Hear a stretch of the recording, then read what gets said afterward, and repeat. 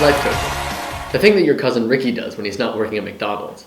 No, Ricky, I'm not going to hand out your business cards to my friends, okay? I'm not going to do it. Folks, life coaching is one of the fastest growing industries in the United States, reported to be worth over $1 billion by CBS News. And seemingly, it could solve a lot of our problems that everyday people face. Right, in a society where people string themselves out and experience traumatic amounts of stress, everyone could use an outlet. According to the International Coach Federation, life coaching is the act of partnering with clients in a thought-provoking and creative process that inspires them to maximize their professional and personal potential. That sounds great. I want to maximize my potential. Sign me up right now. How much does it cost? How much does life coaching cost? We as humans have this financial attachment to stuff, and we always want the best bang for our buck and so on, and so we should. We know that we are having some pretty troublesome times these days, and money's a little tight. But when you look at something that's going to enrich your life and move you forward in getting out of some of this pit that you're in, wouldn't it be beneficial to have somebody there to support you in some shape or form to help you get out of there and get to where you want to be? According to USA Today, life coaches charge on average $214 per hour-long sessions. Some certifiers encourage their coaches to even charge up to $500 an hour. With that money, I could fly to Hawaii and still have $100 left over. This all begs the question, how much do these people really make? According to Payscale.com, life coaches can make up to $207,000 a year, an income which puts them in a related job salaries category with corporate CEOs and presidents. Essentially, people who provide a service that your best friend could provide. No, scratch that. A service your dog could provide, sitting back, listening, putting on an understanding face and barking phrases at someone. Now, that may seem a little harsh. And you may think that these people have worked hard to get where they are. But you're wrong. According to lifecoachingamerica.com, it takes only 20 hours to become a licensed life coach. Not even a full day, 20 hours. Some coaches practice without any formal degree, and they argue that it doesn't even hurt their business. This is an industry with no regulation, inhabited by people who have no real qualifications. Smiley Poswolsky, the author of The Quarter Life Breakthrough, puts it like this. The problem I have with some life coaches is that they sell their life disguised as a coaching product.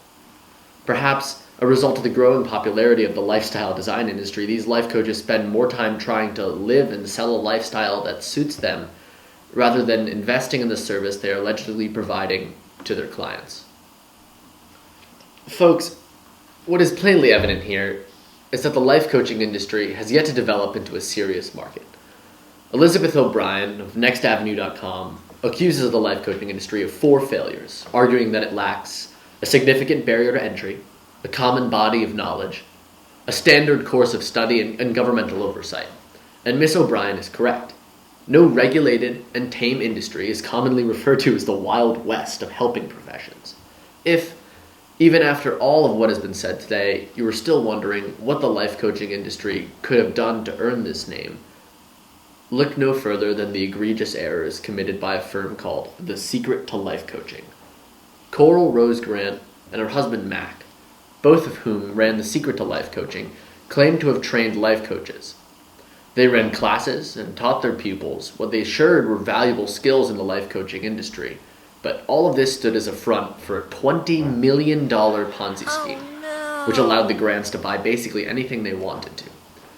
If the people training life coaches cannot even be trusted to do their job correctly, how could we be sure that the life coaches in the industry are even qualified to work their jobs? Folks, this brings us to our final point tonight. There's nothing wrong with life coaching. It's perfectly fine for people to need a little help here and there, and it's perfectly fine for people to demand a profession like life coaching into existence. Yet, what we must be conscious of are the gross abuses committed by underqualified life coaches and the authority given to them by a worthless degree. Thus, in order to fix the problem which haunts the life coaching industry, we need to create a system which guarantees a formal education to these life coaches and assures their proper qualification. In short, a system similar to the bar for lawyers could be very effective in the life coaching industry. and would only require a little help from the government. But how could we get this idea to Washington? Well, we have just the right idea. Oh, thank you for meeting with me today. Let's begin by having you tell me more about what you hope for most in your life. A question I like to ask lots of my clients is, what would you be if you are at your best? Well, I want to be a normal middle-aged man. I've been working for government for 20 years now. I believe that I brought a big difference in this country, but never changed my life. That's an appealing vision. I hear your deep yearning to get there. Let's talk about how we can do this together. We can brainstorm, and I'll help you construct a good roadmap that will get you to that path so you'll be having a brilliant future. Let's start working on how you get that vision you yearn for. What is the thing you'd like to be doing in 3 months that would get you closer? That's a good question. The first thing I want to do is create a standardized test for life coaches. What do you mean by standardized test? Well, my colleagues and I need to put it together first, but it'll be different from the normal standardized test that like people took before. It'll be like the point of this test is to find the per in the devotion. So what would be the benefits of that?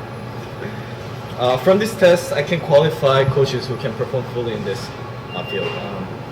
To qualify and increase the efficiency of life coaching industry, creating a standard test will prevent those placeholders out of the league and give a chance to other coaches who can perform well in this field who have bad resume. Sounds great. So this concludes our first session. Now you have the plan to accomplish your goals. This was a terrific first session, and you can call me anytime if you need any quick advice or you just like to meet again. Thank you. Yeah. Thank you. What's your number?